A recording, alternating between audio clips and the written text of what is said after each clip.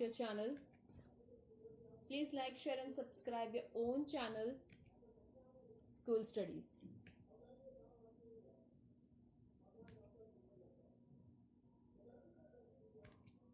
School Studies is pleased to announce the launch of our educational website, Patel section. After years of hard work and dedication, we are delighted to officially announce the launch. Today we will see a video related to NCERT solution for class 10th English, chapter 7. Chapter 7, in that the poem is The Trees. So let's do the exercise of the poem The Trees. The first question of the textbook is, find in the first stanza 3 things that cannot happen in a treeless forest. The 3 things that cannot happen in a treeless forest are listed below: the sitting of a bird on trees, the hiding of insects on the trees, the sun burying its feet in the shadow of the forest.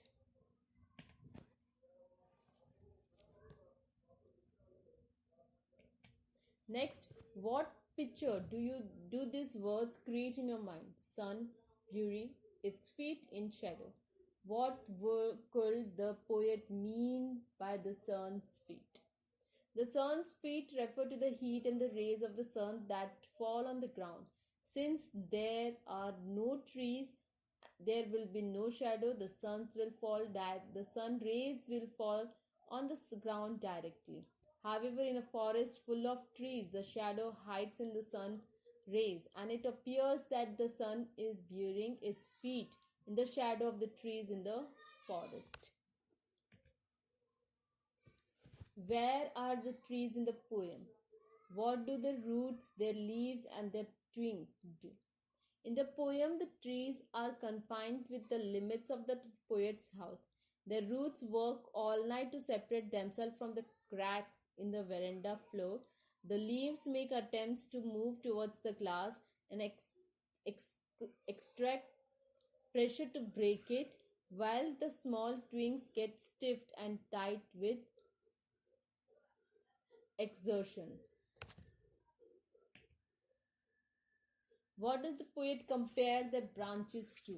The poet compares the long cramped branches shuffling under the roof to newly discharged patients from a hospital who look half disoriented and confused after suffering long illnesses as they move towards the clinic doors. The large branches of the trees become cramped under the roof as they wanted to be set free so that they are able to spread themselves fully in the open air outside. How does the poet describe the moon? At the beginning of the third stanza and at its end, what causes this change? At the beginning of the third stanza, the poet mentions that the full moon is shining in the open sky in the fresh night. Towards the end of the stanza, she describes that the moon breaks into many pieces just like a cracked mirror and shines on the heads of the tallest oak trees. As the trees move outside from her home, they cover same moonlight and it can be seen only in the small portions. This justifies the fact when the poet says that moon has broken into pieces. What happens to the house when the trees moved out of it?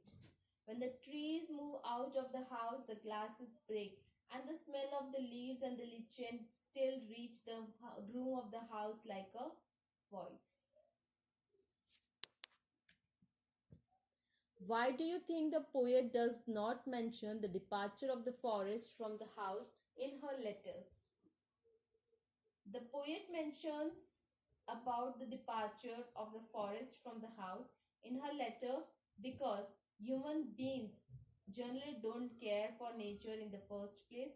Hence, she thinks that nobody would be interested to know how hard the trees are trying to set themselves free. She also mentions that if humans would have really cared for the trees, they would never think of destroying them. Therefore, we can understand that the poet could feel the whole beauty of the trees moving back to the forest, and she was immensely happy to realize it. Next, now that you have read the poem in detail, we can begin to ask what the poem might mean. Here are two suggestions. Can you think of others? The poem may connote different meanings to different readers. The poet tries to explain two different things using the same metaphors in the poem. Yes, the poem presents a conflict between the man and the nature. Humans have always had the tendency to damage or harm nature without even realizing the usefulness and the benefits that mankind derives from it. They do mass deforestations, which disturbs the environmental balance and results in destruction of natural scenic beauty. Man tries to contain plants and trees within limited space that deny their natural freedom. Due to this reason, the branches of the trees want to spread themselves and feel the fresh air outside. Similarly, in the poem A Tiger in the Zoo, the poet says that animals which are kept in the cave are unable to enjoy their freedom as even they want to be set free and run around freely in the open space.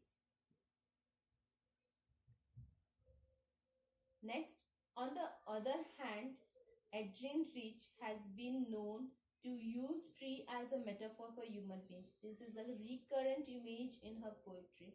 What new meanings emerge from the poem if you take its tree to be symbolic of this particular meaning? If tree have been used as a metaphor for human beings, then it could be said that just like trees, humans would also like to break away from the shackles of their busy schedules and restricting boundaries that life puts on them. Although men strive harder in their daily routines to earn a living, they don't always have to privilege to enjoy its benefits. Modern life brings in a lot of physical comfort but also has its equal share of drawbacks. Hence, even man wants to break free from all his tasks and enjoy the peaceful nature, not in the open, just like the trees. So this was the poem about the trees. I hope you like my video. Thanks for watching my video. Thank you. Please leave comment, question or doubts in comment section if you have any, or you can drop a mail to us. You will find my email ID at the end of this video. You can also join us on Facebook page, follow us on Instagram, connect us on LinkedIn or tweet us on Twitter. Thanks for watching my video. Thank you.